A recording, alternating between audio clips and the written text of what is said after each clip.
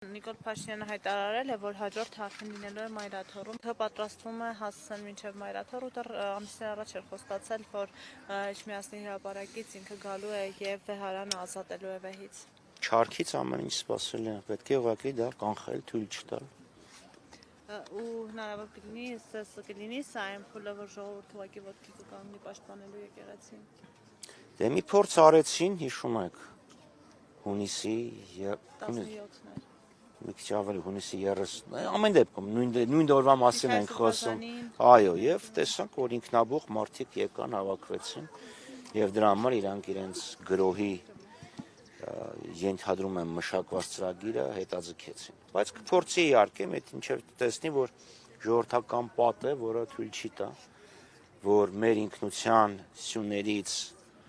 ամենակարևորներից մեկը պղծվի։ Խաչատրյան, բայց հիմա այսպես կողքից կծելով է սենց ասած գնում, սկզբից երկու սրբազանի, հետո արագածոտնի թեմը, միգուցե սա էլ նոր տակտիկա է։ Կամանց, այսպես։ Գիտեք, մեծ տեսության մեջ չմտնելու համար, այո, կա երկու մոտեցում հակառակորդի վրա գրոհելու, իսկ ինքը մայրաթոռը համարում է հակառակորդ։ Առաջինը ֆրոնտալ հարվածն է, երկրորդ հետքանուշ չունես, կողքից սկսում ես կծմծել, բայց արդեն հասկանալի է, եթե 3 թեմի առաջնորդներ մեկը արդեն դատապարտված, երկուսը կալանավորված, պարզ է, որ արդեն ինքը գնալու է ճակատային գրոհի։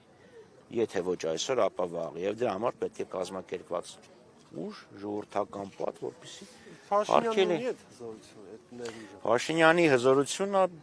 վարչական ապարատն է, իրավապահ համակարգն է։ Վերջապես մենք բոլորս էլ տեսանք, չէ, ովքեր էին հովանավանքում հավաքված նախորդ անգամ։ Պարոն Խաչատրյան, Փաշինյանի, այսպես ասած, ունեցածի մասին տեղեկացել ենք արդեն 7-ից ավելի տարիներ, իսկ ընդդիմությունը, ընդդիմադիր շրջանակներն ունեն կարողություն վերցնելու այս հարվածն իրենց վրա, բեռը, որպեսզի թույլ չտան, որ եկեղեցին այսպես միայնակ մնա։ Հասկանալի է այս խոսույթը, այս այցերը, այս ուղերձները ամեն դեպքում ես նկատի ունեմ պայքարի ավելի լայն այսպես շրջանակի մասին։ Գիտեք, այս 7 տարին ինչքան հարված կա ընդդիմությունն է իր վրա վերցնում։ Հիմա տեսեք մեզնից քանիսի վրա քրեական վարչական գործեր կան։ Ազգային ժողովում հարվածները մեր վրա են գալիս։